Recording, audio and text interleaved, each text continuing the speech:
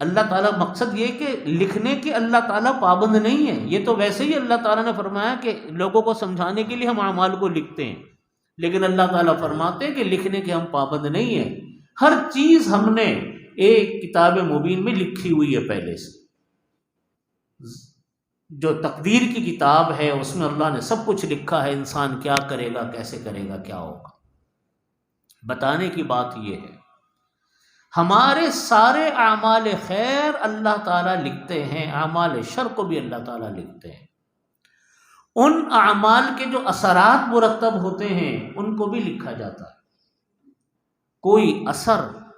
کوئی کام ایسا نہیں ہے جو اللہ کے علم سے باہر ہو۔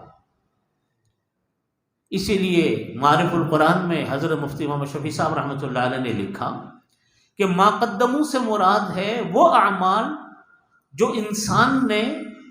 کیے، خود اپنے ہاتھوں سے کیے، وہ آثارہم سے مراد وہ کام ہیں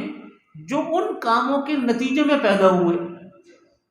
مثلا ایک انسان نے پیسہ لگایا، اس مدرسے میں لگایا یا کہیں کسی کار خیر میں لگایا،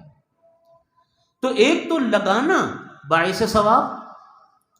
اور اب اس کا جو نتیجہ نکلا، مرنے کے بعد بھی وہ کام چلتا رہا چلتا رہا چلتا رہا، اس کے نتیجے پہ نتیجے ظاہر ہو رہے ہیں،